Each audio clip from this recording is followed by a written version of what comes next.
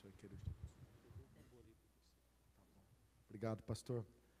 Pastor Vilmar é um grande amigo do meu coração, um homem de Deus, que Deus tem usado assim na minha vida com muita graça, com muito amor. E, de fato, a gente se conheceu no Cairo, no Egito. E estávamos lá, Ana Paula e eu, e minha esposa e eu, e o pastor Vilmar foi, de certa forma, se aproximando da gente, e a gente dele, e nós tivemos ali um tempo muito agradável, de conhecermos a realidade da igreja em outro país, num país muito diferente do nosso, e depois esse relacionamento foi se estreitando. Eu ainda visitei o pastor Vilmar na igreja que ele pastoreava ainda lá, perto de Belo Horizonte, que eu nem lembro que cidade que era Ribeirão das Neves, era isso aí, né? E conheci ali a família do pastor Vilmar, conheci toda a sua família estendida, e depois, no primeiro ano que ele chegou aqui em São Vicente, falou assim: Juliano, vem aqui estar com a gente aqui no final de semana. Eu vim, e eu acho que eu tenho vindo sempre aqui, não é? Acho que é a segunda vez que eu venho aqui esse ano, é ou não é? Ou vi ano passado? O ano passado, estou frequente aqui, irmãos, não é uma bênção? Para mim é mais bênção ainda, é uma maravilha estar aqui. Pastor Anderson também, nós nos conhecemos lá na gloriosa Valadares, no CPL, não era isso?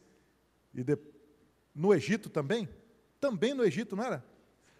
Era lá que a gente ficava acordado até amanhecer o dia, tomando café, irmãos, e porque o fuso horário é tão diferente, que a gente ficava, para acabar de ficar acordado, tomava café e ficava conversando, dando testemunho, vendo a história um do outro. É tão lindo isso. E nós ali também convivemos, e depois lá em Valadares, e aí sim, você vê como é que o reino de Deus, queridos, é um reino de amigos. De amigos. Eu estou aqui entre amigos. E isso é uma alegria muito grande. Ter o Fabinho aqui também, o pastor Fábio, é uma grande alegria, uma inspiração para o meu coração, a alegria contagiante desse pastor. Você vai ver a hora que ele pregar aqui amanhã, querido, você vai ver a dinamite que é isso aqui. Você vai falar: gente, que é isso? Vai ser uma coisa fantástica, porque é um homem de Deus, que Deus tem usado para impactar essa geração, e vocês estão com um presentão do Senhor aqui, nesse final de semana, a banda Purples, que vem amanhã, você vai ver o que é isso, vai ser benção. Você deveria convidar um amigo seu, e deveria encher esse lugar aqui, mais ainda do que está hoje, porque você vai falar assim: amanhã, o alto-falante aqui vai falar alto sobre o nome de Jesus, e nós vamos glorificar o Senhor aqui, amém, queridos? É bênção do Senhor.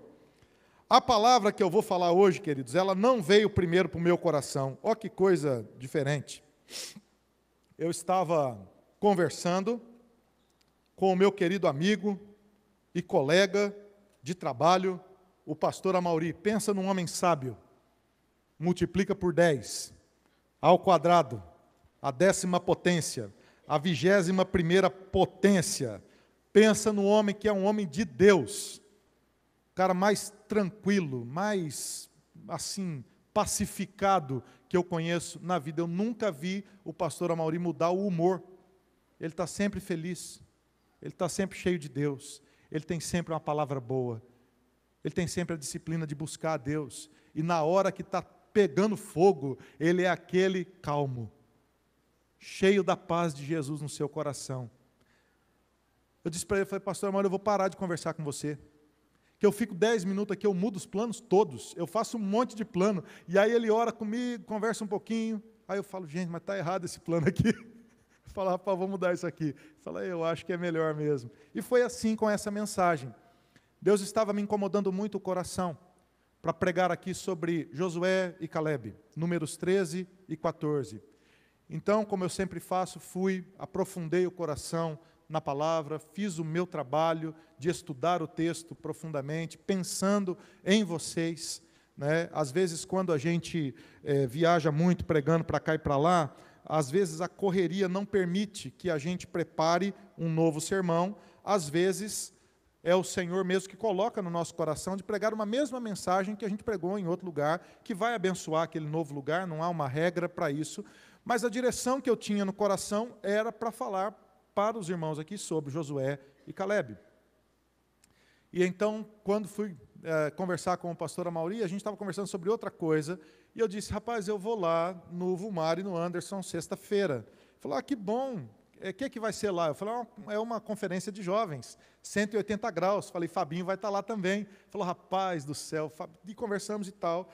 Ele falou, o que você vai pregar lá? Eu falei, eu vou pregar Números 13 e 14, Josué e Calebe. Ele falou, rapaz, Deus colocou uma palavra no meu coração, em Juízes 2. Era outro texto. Falei, certeza, pastor, como é que é a palavra? A hora que ele me disse o que Deus tinha colocado no coração dele, eu falei assim, posso pregar isso antes de você, pastor? Ele falou, pode. Então, essa foi a inspiração que Deus colocou na vida do pastor Amaury, quando a gente estava conversando sobre vocês. E quando eu fui lendo esse texto, eu entendi qual era a palavra de Deus para esta juventude, para esta igreja, nesta noite. O tema da mensagem é duas gerações. Fala comigo, duas gerações. Duas gerações. Abra sua Bíblia em Juízes, no capítulo de número 2. Nós vamos ler alguns versículos desse texto, a partir do versículo 1.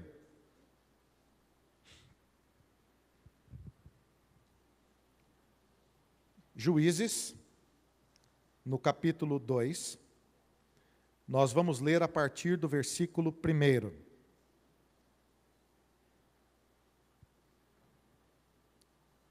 Vocês acharam? Está na tela aqui, vamos lá então. Subiu o anjo do Senhor a Gilgal, a Boquim, e disse, do Egito vos fiz subir, e vos trouxe a terra que sob juramento havia prometido a vossos pais. Eu disse, nunca invalidarei a minha aliança convosco. Presta atenção, nunca invalidarei a minha aliança convosco. Isso é Deus falando com o povo. Versículo 2, vós, porém, não fareis aliança com os moradores desta terra.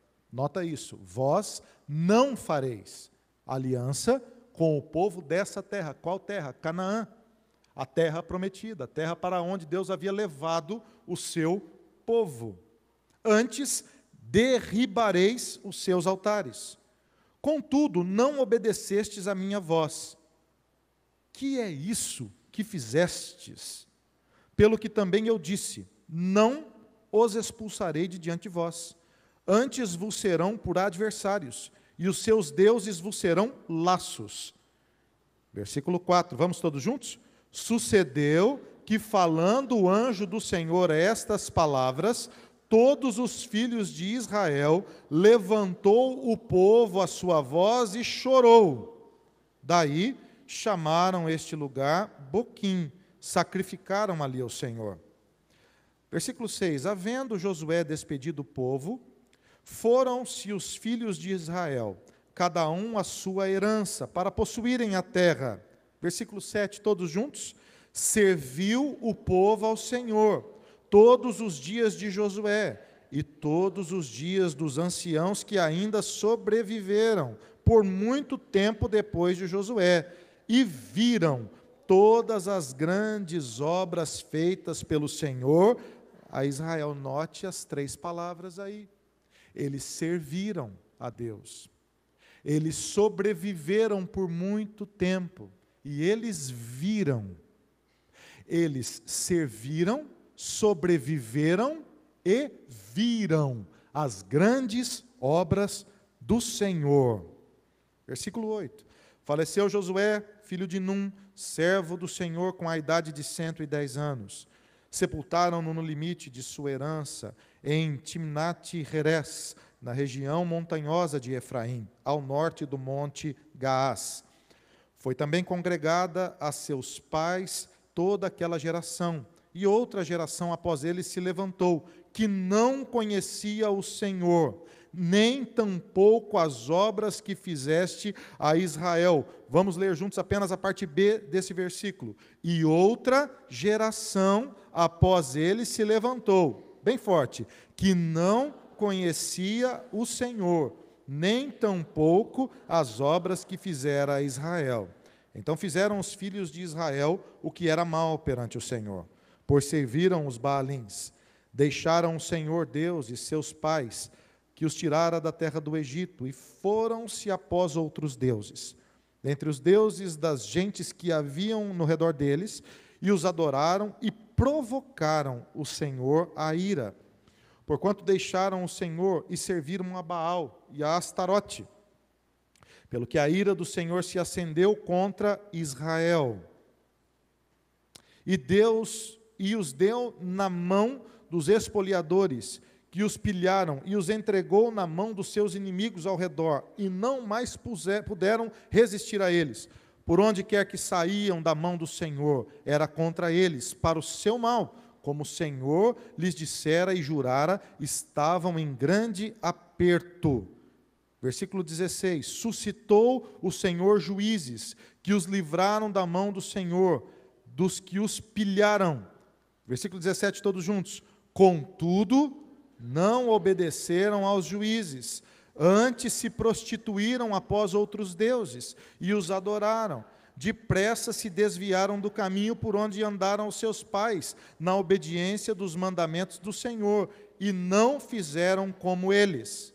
Versículo 18, quando o Senhor lhes suscitava juízes, o Senhor era com o juiz, e os livrava da mão dos seus inimigos, todos os dias daquele juiz, porquanto o Senhor se compadecia deles, ante os seus gemidos, por causa dos que apertavam e oprimiam. Sucedia, porém, que falecendo o juiz, todos juntos, reincindiam e se tornavam piores que seus pais, seguindo após outros deuses, servindo e adorando-os ele, nada deixavam das suas obras, nem da obstinação dos seus caminhos. Até o versículo 20 apenas.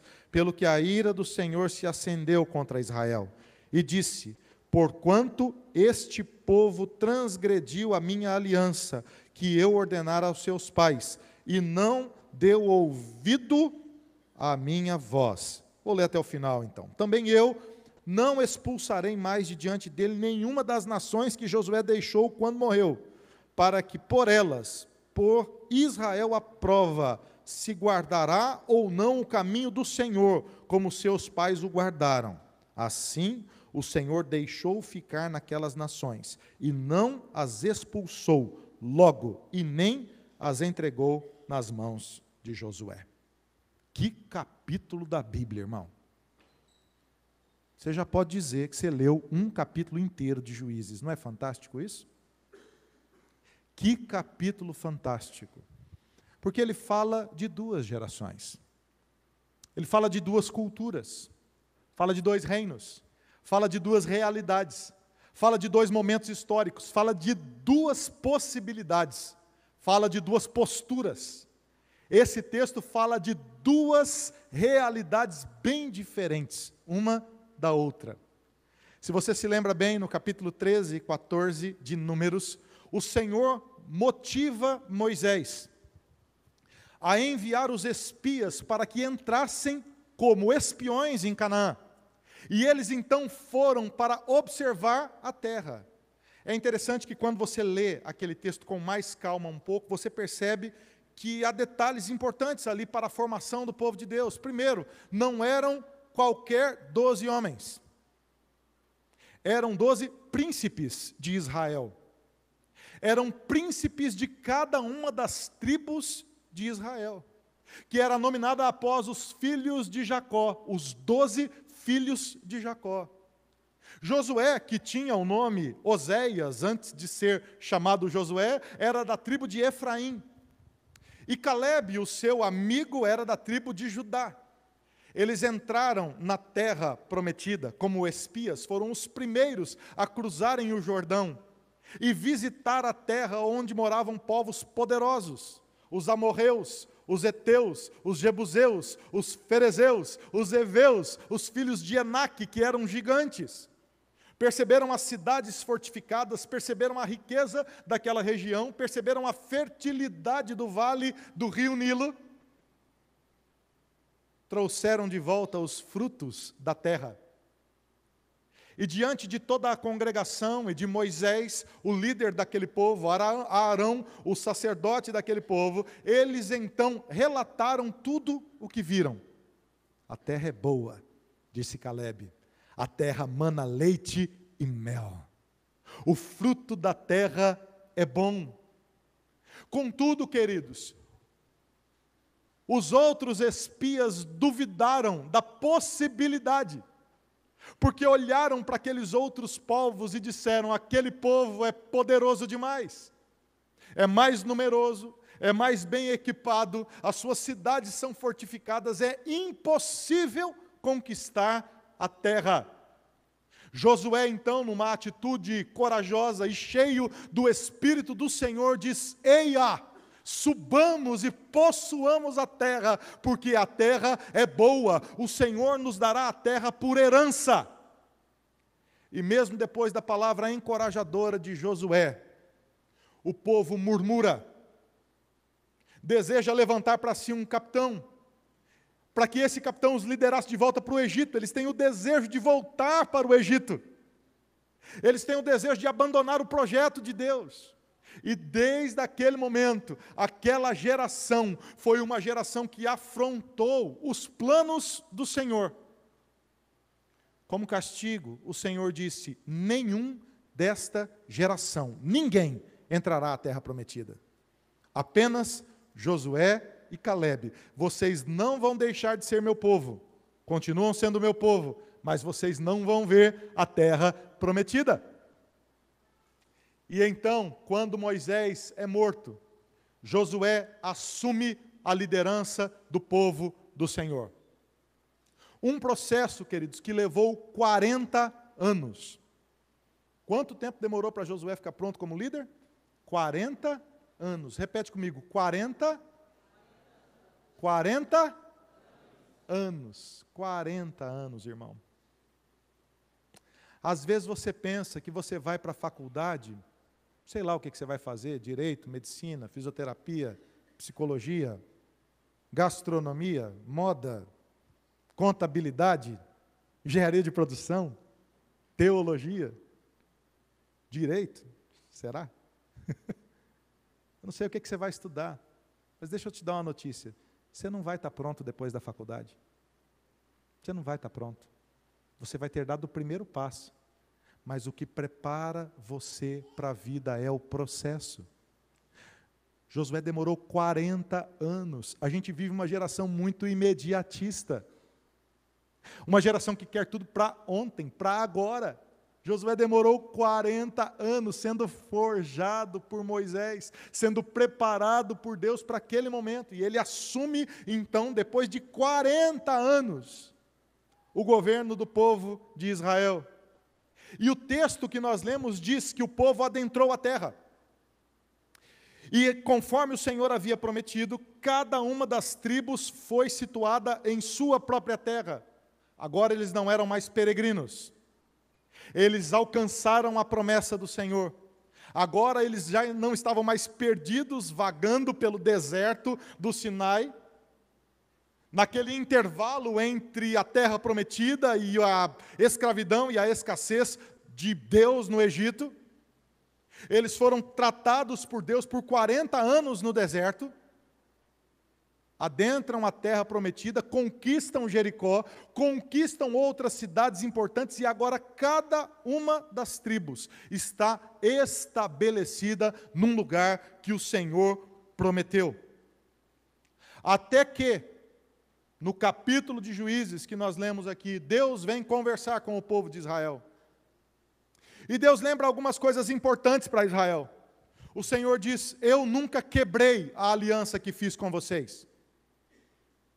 Eu escolhi para mim uma geração, mas essa geração me desobedeceu.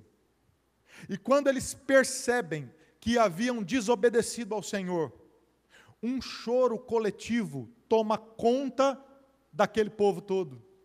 E eles rasgam as suas vestes, eles se ajoelham com a face no chão, eles reconhecem os seus pecados e reconhecem que estão diante de um Deus que é santo, e que não havia mudado uma vírgula da sua palavra. Que fora o povo que mudara a sua palavra, e que eles estavam agora distantes do Senhor. Deixa eu dizer uma coisa para você, querido, bem direta. Na relação com Deus, quem erra é sempre você. Na relação com Deus, Deus é perfeito, você e eu não somos. Nós temos pontos cegos na nossa caminhada. Nós temos pecados recorrentes. Sabe aquele pecado que você não gosta dele e de vez em quando ele aparece? Aí você fala assim, poxa vida, mas de novo esse pecado? Mas de novo isso na minha vida? Mas outra vez? Você já brincou no shopping daquele brinquedinho, daquele jacarezinho ou daquele sapinho que fica aparecendo assim? E você fica batendo quando sai ou o sapinho ou quando o jacaré sai da casinha assim, você dá uma pancada nele? Às vezes o pecado é assim.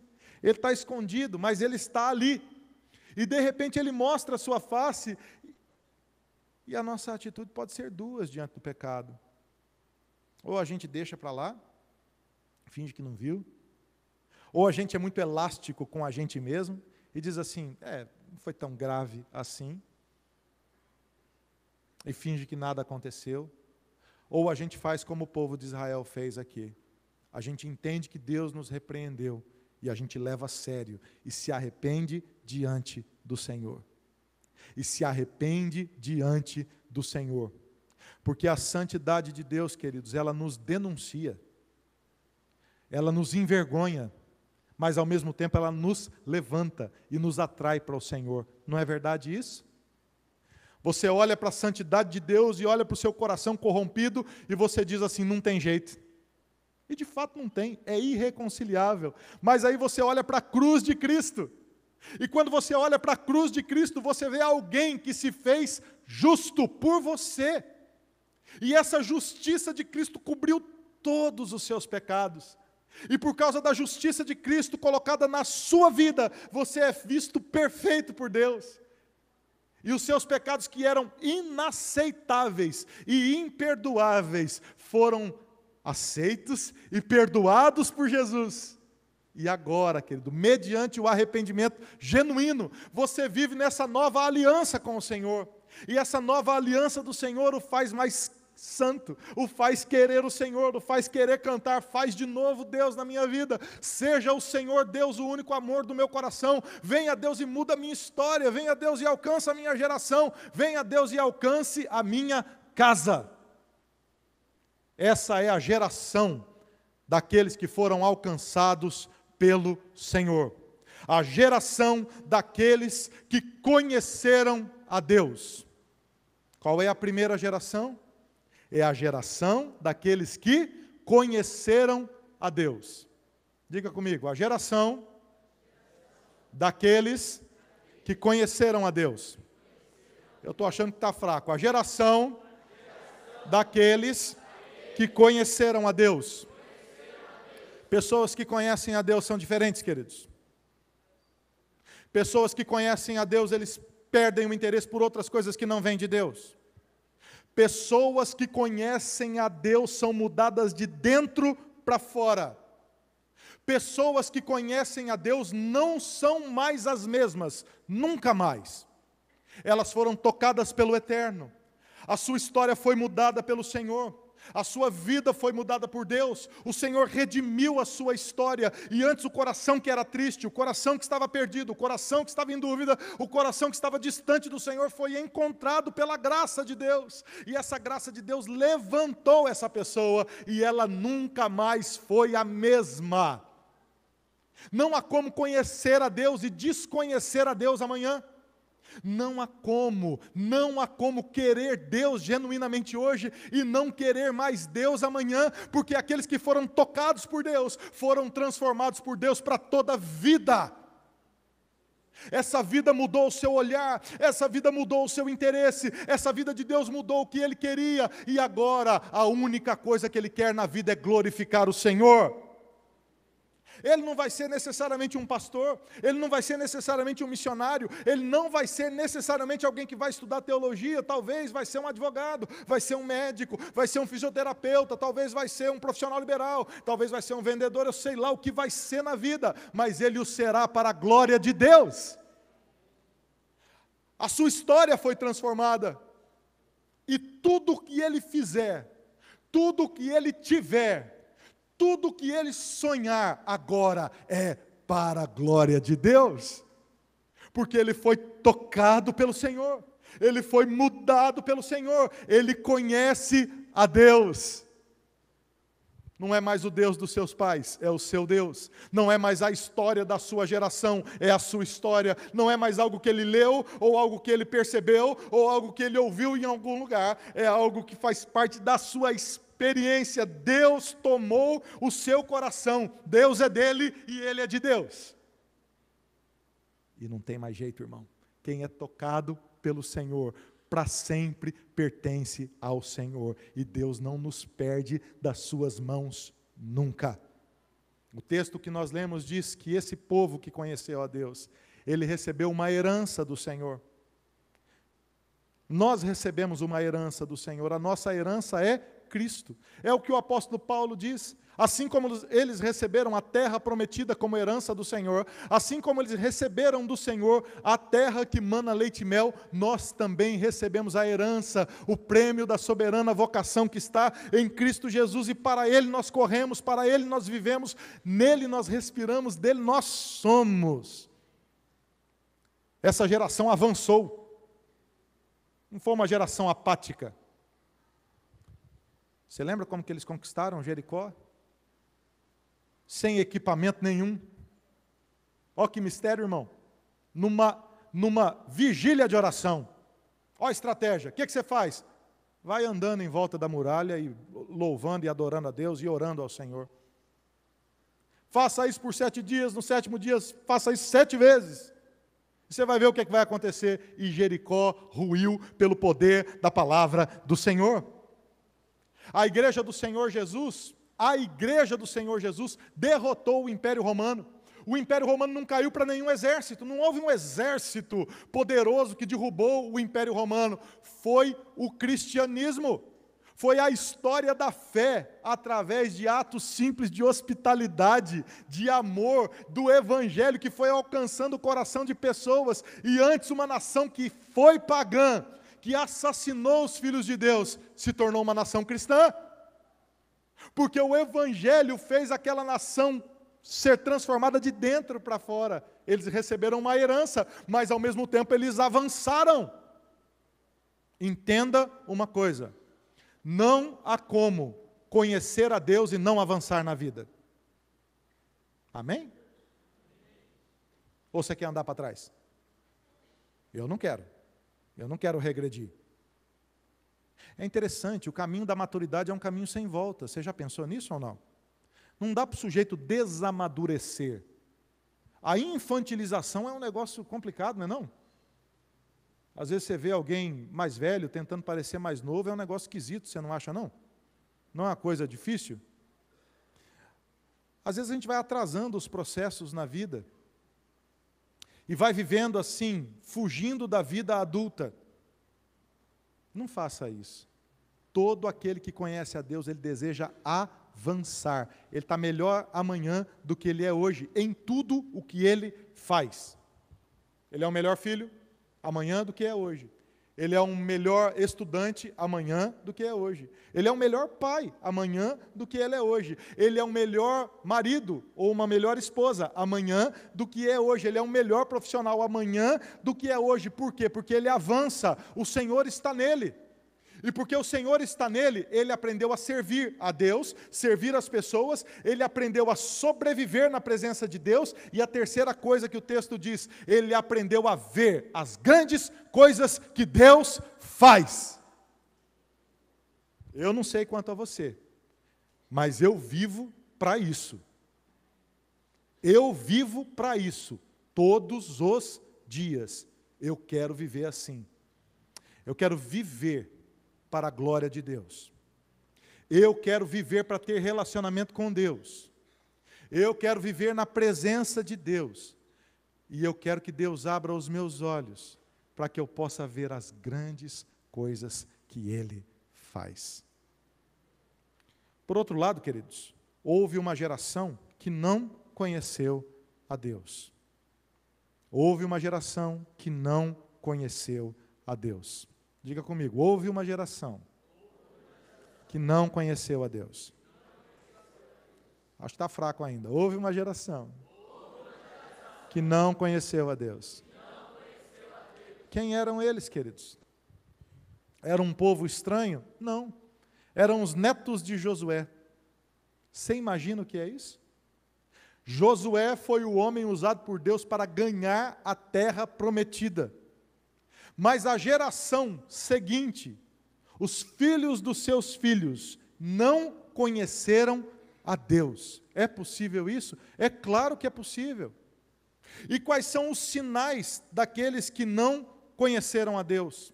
O texto vai dizendo que eles deixaram o Senhor, eles serviram a outros deuses, e eles sofreram as consequências por estarem servindo a outros deuses.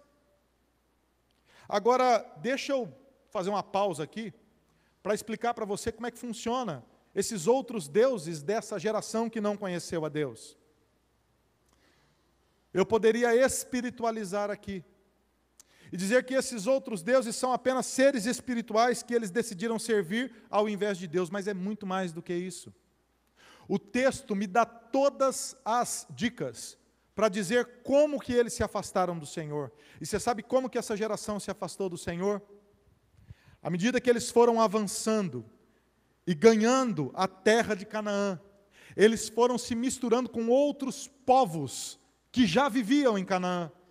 Esses outros povos tinham outras línguas, eles tinham outros hábitos, eles tinham outra cultura e, consequentemente, outros deuses. À medida que o povo do Senhor foi envelhecendo na terra, eles foram se esquecendo do que Deus havia feito, que Deus os havia tirado com mão poderosa do Egito, que o Senhor havia aberto o Mar Vermelho e eles haviam passado por terra seca, que o Senhor havia lhes dado maná no deserto, que Deus havia lhes dado codornizes no deserto, que o Senhor havia cuidado do seu coração, que o Senhor os livrara da morte no deserto, lhes dara água para que eles pudessem beber. Eles se esqueceram e eles se foram misturando com a cultura dos outros povos. E por conta dessa cultura, eles se afastaram do Senhor, deixaram o Senhor e serviram aos outros deuses. Foi uma consequência da cultura. Deus então envia juízes, e ele diz que esses juízes seriam instrumentos do Senhor para que o povo obedecesse a Deus. E quando o juiz estava vivo, Deus preservava o povo.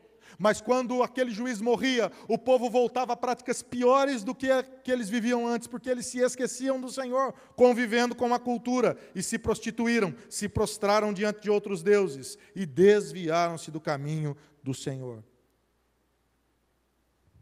Marcas muito claras da geração que conheceu a Deus, que foi tocada por Deus, e porque foi tocada por Deus, não considerou Canaã. Eles olharam apenas para o Senhor. Josué e Calebe são filhos de Josué e Calebe, que olharam para a terra prometida e disseram: o Senhor nos dará a terra, o Senhor é a nossa herança, o Senhor é tudo que nós temos. E eles marcharam no nome do Senhor e conquistaram a terra, não se importando com Canaã, mas se importando em obedecer ao Senhor apenas.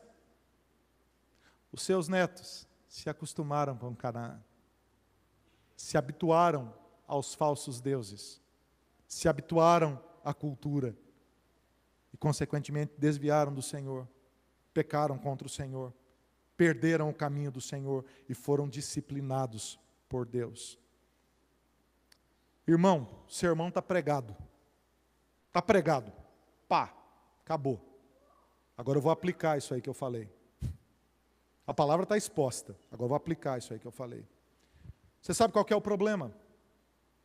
O nosso problema é igual ao problema do povo de Deus. Nós também vivemos essa síndrome das duas gerações. Quando nós, como filhos de Deus, nos acostumamos demais com a cultura. Quando nós, como filhos de Deus, também nos prostramos aos ídolos da cultura. Essa cultura que nós vivemos tem muitos ídolos, que são falsos deuses, falsos evangelhos, falsas propostas de felicidade. Quais são os ídolos dessa cultura? Muitos se prostram ao dinheiro. E se prostrando ao dinheiro, se prostram ao consumo. E eles dizem: eu só serei feliz se eu tiver isso, se eu conhecer tal lugar, se eu viajar para tal país. Eu só serei completo à medida que eu tiver muitos recursos para comprar aquilo que eu quiser. E por conta disso, eles olham para a cultura e se prostram à cultura. E por isso eles estudam demais, trabalham demais, se envolvem demais com os negócios desse mundo. Eu não falo mais de adultos. Eu falo de jovens tendo síndrome de pânico por conta de vestibular. Porque eles colocaram no coração que eles precisam passar em tal faculdade, em tal curso, e por isso eles estudam 24 horas por dia. Pensando que aquela faculdade será a resposta suprema para a alegria da sua vida. E muitos deles, num processo de estafa terrível, passam no vestibular e abandonam o curso, porque não conseguem lidar com a frustração do coração. Há muitos que se prostram à falsa mentira do consumo, e por conta da falsa mentira do consumo, eles entram no crédito, e ficam endividados para comprar aquilo que desejam, e endividados se tornam escravos do crédito, e começam a trabalhar em 2, 3, 4, 5 empregos, para poder pagar a dívida que contraíram, porque se prostraram ao Deus do consumismo. Há muitos jovens que se prostram diante do Deus da aparência. Diante do Deus da aparência. A sua aparência se torna a coisa mais importante da sua vida. Eles não saem mais da academia, eles querem construir o seu corpo. Porque eles acham que no seu abdômen definido, eles acham que na sua musculatura, eles acham que na sua beleza exterior estará tudo que eles mais querem. Eles vão encontrar o amor da vida deles por conta dessa definição, eles vão encontrar toda a satisfação, eles vão encontrar todas as respostas, e por isso se prostram a esse ídolo da cultura.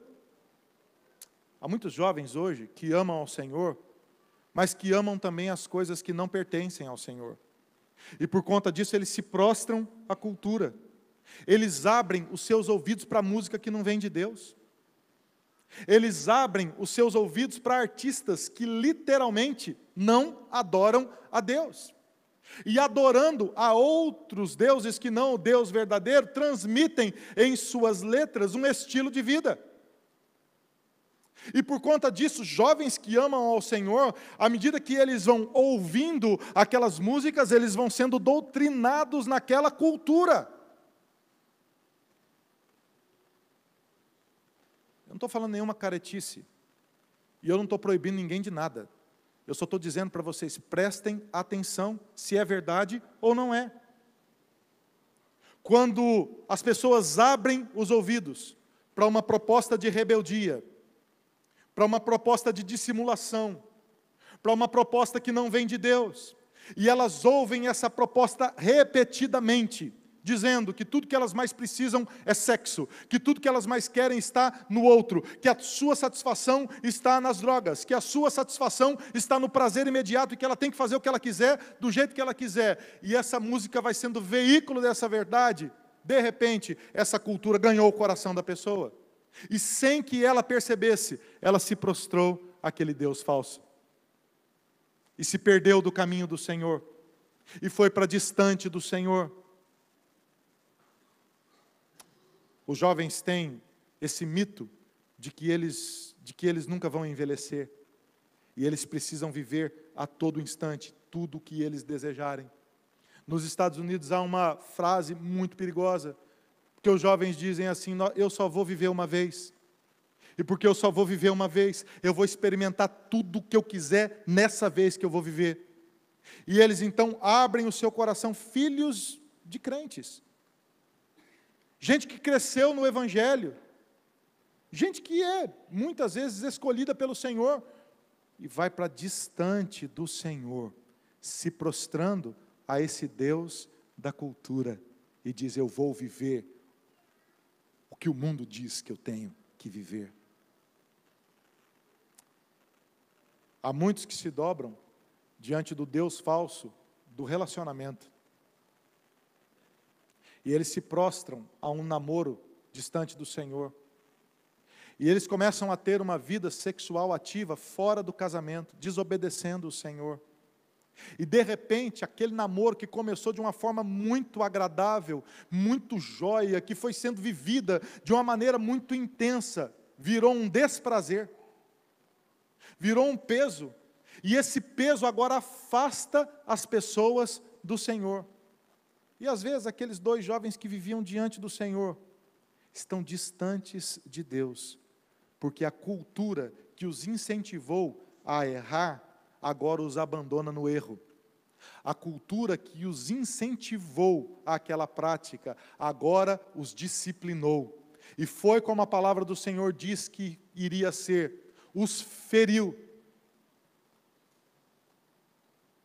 Os ídolos, queridos, os ídolos devoram vivos aqueles que o adoram. É isso que os ídolos da cultura fazem. Eles devoram vivos aqueles que os adoram. Pergunta que eu faço para você nessa noite é bem simples. Qual geração você gostaria de ser? Hã? Qual geração você gostaria de ser? Você quer conhecer a Deus? A geração daqueles que são marcados pela herança? Por vivenciar os atos poderosos do Senhor? Ou uma geração que não conhece a Deus? Qual geração você gostaria de ser, querido? Qual é a geração que Deus fala no seu coração que você deveria ser? Eu termino dizendo assim: nós sempre teremos, até Jesus voltar, nós sempre teremos que conviver com uma cultura sem Deus. Queria chamar a banda para que viesse aqui. Vem cá, Paulo, cantar de novo Ousado Amor. Que música bonita. Vem cá, banda. Vem cá, por favor. Nós sempre teremos que conviver com esses 2 reinos, com essas 2 propostas. Sempre existirão essas 2 gerações, até que o Senhor Jesus venha nos buscar. Você precisa, querido, tomar uma decisão em nome do Senhor Jesus. Você precisa tomar uma decisão séria de dar um passo para perto do Senhor e dizer: Deus, eu quero ser a geração daqueles que conhecem ao Senhor. Eu quero fazer parte dessa geração que herdou do Senhor a Tua palavra, que herdou do Senhor a Tua salvação, que herdou do Senhor esse estilo de vida para servir ao Senhor, para ver os grandes atos do Senhor e viver na Tua presença constantemente. Eu quero ser dessa geração que vive no mundo, mas que não é do mundo, que convive com a cultura, que não se isola de conviver, mas que claramente sabe que Canaã não é o seu lugar, que os Baalins não são os seus deuses, e que a cultura não irá satisfazer nunca. Essa satisfação está apenas em Cristo Jesus. Eu termino, queridos, essa palavra, em primeiro lugar, agradecendo imensamente o pastor Anderson, pastor Vumar, pela grande oportunidade de ter estado aqui com vocês nessa noite. É uma grande oportunidade. Termino essa palavra dando parabéns para vocês. Esse congresso aqui é lindo. Nós estamos no primeiro dia apenas. Amanhã vai ser muito melhor do que hoje, amém? E depois de amanhã vai ser ainda muito melhor. Deus vai revelar ainda muito mais da sua graça. Hoje foi só um gostinho para você daquilo tudo que Deus vai fazer nesse final de semana. Eu quero agradecer muito a Deus pelo privilégio de estar aqui com vocês nessa noite. Eu quero agradecer o privilégio de ter ouvido o meu filho dando testemunho.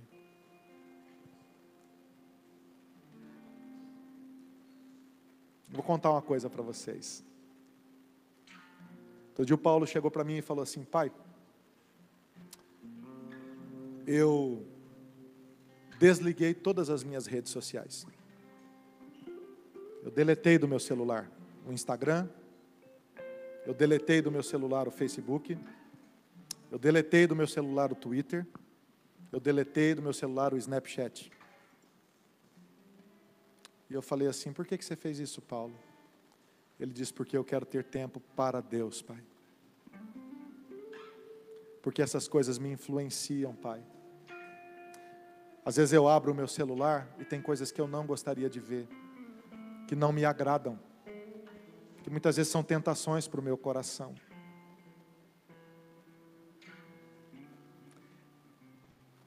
Eu nunca disse para o meu filho: deleta a rede social do seu celular. Exceto uma vez, né, filho? Que eu deletei o seu Twitter. Eu deletei o Twitter dele. Para aprender a largar a mão de ser. Eu nunca cheguei para ele e impus. E disse, filho, essa é uma imposição do seu pai. Quando ele me contou isso, queridos, eu fiquei temeroso diante do Senhor. E na ausência dele eu chorei. Porque eu disse, Senhor, tem misericórdia de mim como pai. Tem misericórdia de mim como pai. Quando Deus toca, queridos, um coração, esse coração não consegue ser outra coisa. Não consegue fazer outra coisa. Ele diz, eu sou geração do Senhor. Quando eu tinha 15 anos de idade, eu morei aqui em Santos. Você sabia disso? Eu vim do Paraná, fiz um teste no Santos Futebol Clube, como goleiro, era grandão. E você sabe o que aconteceu? Eu passei no teste. E aqui em Santos, durante um ano que eu morei aqui, eu fui para muito longe de Deus. Eu sou um menino criado na igreja. Mas eu aprendi tudo o que eu não deveria aprender naquele um ano que eu morei aqui em Santos. Quando eu andava sozinho pelas ruas da cidade, vi e vivi as coisas mais terríveis que você possa imaginar. O meu coração foi sendo machucado, distante do Senhor. Daqui o empresário comprou o meu passe, negociou isso lá com quem cuidava disso, que era a minha família. E eu fui lá para o interior do Paraná. Fui para mais longe do Senhor. Para mais longe do Senhor. Para mais longe do Senhor. Numa noite, queridos, Deus falou ao meu coração, você é meu filho. Quando Paulo falou esse testemunho hoje aqui, eu não tive como não chorar ali. Porque a mesma palavra Deus falou ao meu coração, literalmente, volta para casa. Eu lembro como hoje, queridos, era uma quinta-feira à noite. Eu lembro como se fosse hoje. Eu levantei no meio da madrugada. E eu fui para a rodoviária com a roupa do corpo. E eu fiquei lá esperando amanhecer para pegar o primeiro ônibus de volta para Maringá. Voltei para Maringá. Cheguei na casa da minha mãe, sem falar nada. Ela disse, ô filho, você por aqui? Eu falei, pois é mãe, não falei nada para ela também. O coração ainda sem saber direito o que estava acontecendo. Minha irmã disse para mim assim, ô Ju, que bom que você chegou. Tem um acampamento da igreja nesse final de semana. Você quer ir? Eu falei, não Priscila, eu preciso, não vou. Até que ela deu a chave para mim, ela falou assim, mas vai ter um monte de menina bonita lá. Olha que palavra evangelística. Eu falei, nesse caso, eu fui para o acampamento com o coração todo embaralhado, difícil, não sabendo direito o que estava acontecendo, volta para casa, que palavra é essa? Na primeira noite daquele acampamento, o pastor pregou, e ele virá, e converterá o coração dos filhos aos pais, e dos pais aos filhos, para que eu não venha e fira a terra com maldição. Naquele momento eu me vi pecador diante do Senhor, e eu disse, eu pequei contra Deus, eu pequei contra os meus pais, eu pequei contra os meus amigos, eu pequei contra a minha família, eu preciso me arrepender, e sem que o pregador fizesse apelo nenhum, eu me vi de joelhos na frente daquele altar. Eu chorei sexta-feira inteira, eu chorei sábado o dia inteiro, eu chorei domingo o dia inteiro.